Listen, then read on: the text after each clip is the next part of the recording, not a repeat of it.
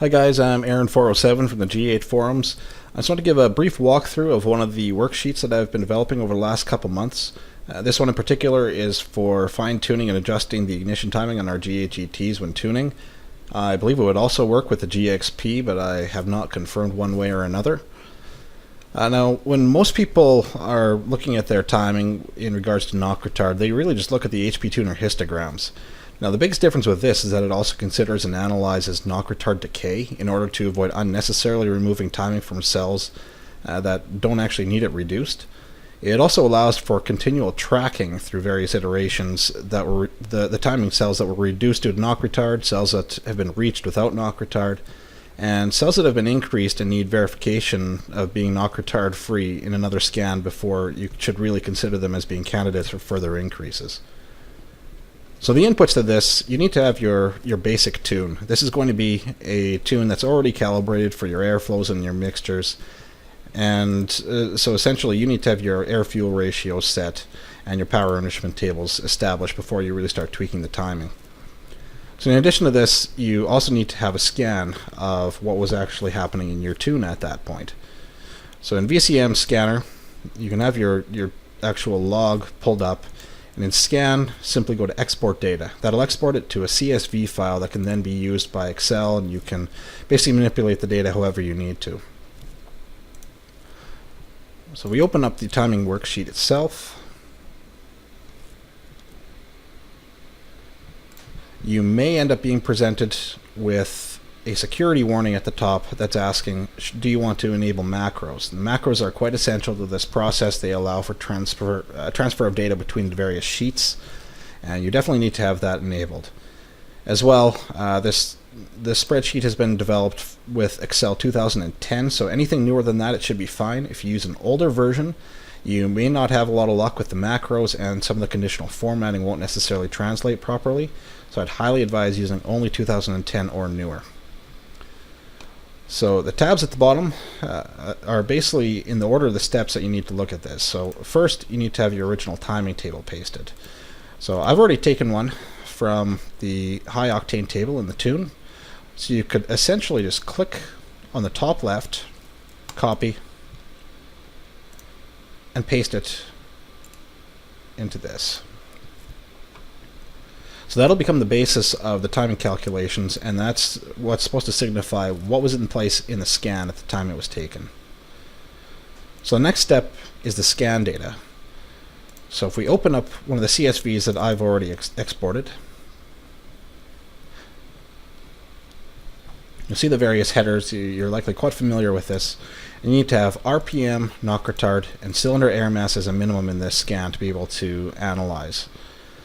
So I've already arranged the columns so that RPM, knock retard, and cylinder air mass are in the order that are needed in the spreadsheet. You can paste them one column at a time if you'd like, but this makes it the easiest.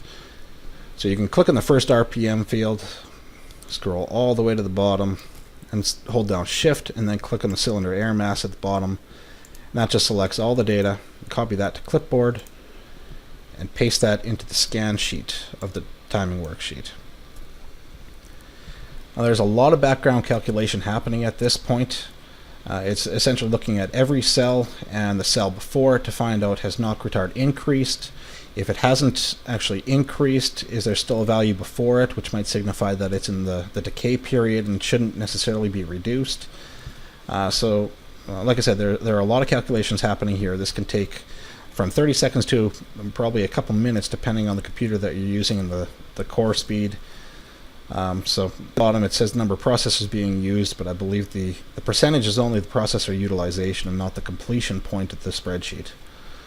Okay, so now it's complete. If you click on the timing table KR modifications tab, that tells you what modifications need to be made to the sheet, or sorry, to the timing table as a result of the knock retard that's been seen in the scan. So anything with green is where there's a timing cell that would have to be reduced to some extent due to the knock retard in the scans. So in general, you'll likely see smaller numbers. You might see some very large numbers as a result of something like a lock torque converter when you're in a high cylinder air mass level. But regardless, you'll also see some zeros. The zeros signify that these are timing cells that were hit in the scan. They did not have any knock retard actually determined, so these are ones that are likely considered more safe if you need to make any further increases. So now that we have the knock retard cells and the safe cells established, we want to add those to our log. That's what we call the blacklist. So click on that button, and the next tab is going to be updated. This is basically the one tracking sheet that's used for cells that you may be able to increase further, so those would be the blue ones. Cells that you likely don't want to make any further increases to because they've already had knock retard and had to be reduced as a result, so that'd be the red ones. And as we'll find a little bit later, this can also be updated with cells that you have increased and you want to have further verification of them being safe before you make further increases to them.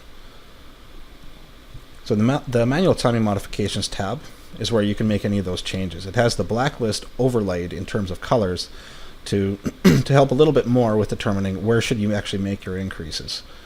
So obviously the red are ones that you probably want to stay away from. The blue ones, there is no knock retard that's been seen in the scan at the current levels. They have been reached, so they're likely a safe bet to increase. So let's go ahead and add 1 degree to these cells. Okay, so now that we've increased them though, we also want to log that we did actually do that increase so that we can confirm in another scan that those are safe levels. So we want to click on the button that says flag increases in blacklist. So now if we go back to the blacklist tab, you'll see that those are identified in light yellow with question marks. So those are ones that still have to be verified to know whether or not they're safe or not at that level. So after this, we have our final timing table developed. This is going to be a consolidation of the original timing table, the knock retard reduction, and any manual timing modifications that you've determined. So we can select that, copy to clipboard, go back into VCM editor, and paste that into the high octane table. As well, the knock retard system allows for the timing to actually sway a little bit further towards the low octane table, depending on the amount of knock that's been seen in some of the cells. So when you're doing your tuning, you generally want to also paste that into the low octane table.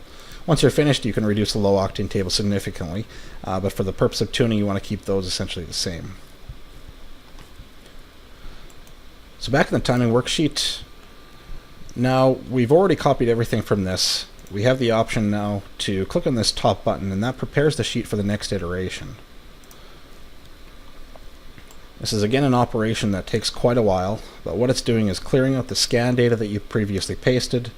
It's going to be clearing out the knock retard modifications that were suggested since the scan data is removed. It'll remove all the manual timing modifications, and we'll take this final table and copy it over to the original timing table tab so that you don't have to repaste that.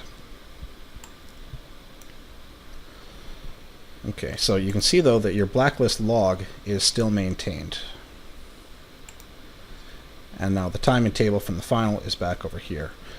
And there is a note at the top of this sheet that says when it was last copied to give you some indication of whether or not you copied the correct table. So basically for the next round, you then just need to have a new scan. So after you've tuned your car, again with the new timing table, you have a new log, you export it to a CSV file, you do the same thing as before. So we have RPM, knock retard, and cylinder air mass. Select that, copy to clipboard, and paste it into the timing worksheet. Once again, if you're a bit impatient, you feel free to go grab yourself a coffee. This can take a few minutes, again, depending on the speed of your computer, due to a lot of the background calculations. So we just have to wait it out for a minute or so for this to complete.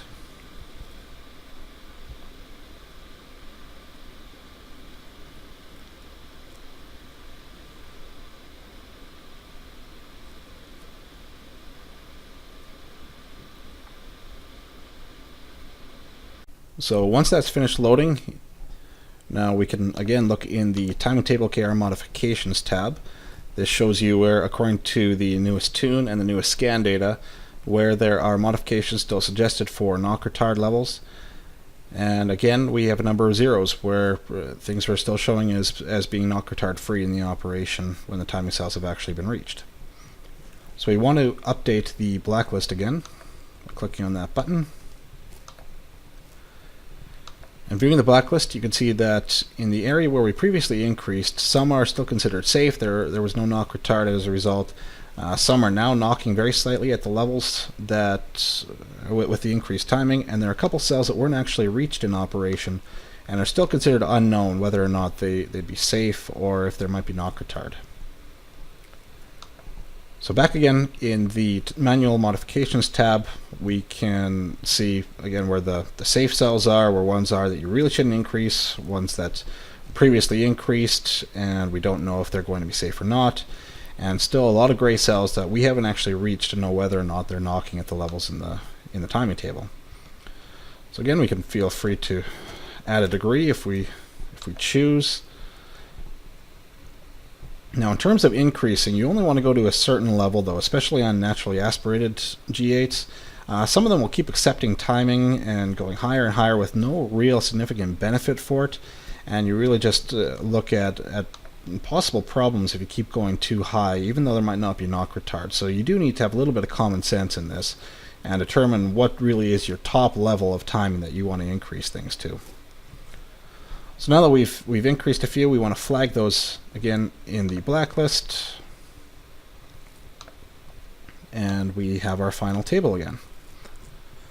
So again, it would just be wash, rinse, repeat, and keep going until basically your blacklist is going to be full of a lot of red cells, meaning that you've pushed it to a point very slowly where to a point where there is going to be a little bit of knock and you've reduced it and now you're at safe levels, but also where you can have a scan and these are all going to be zeros more or less. So anyway, I hope this will have been a help to a few people. If you have any comments or any questions or any feedback, please feel free to get a hold of me on the forum. I'm Aaron407 and I'm fairly active on the forum, and let me know your thoughts. Thanks.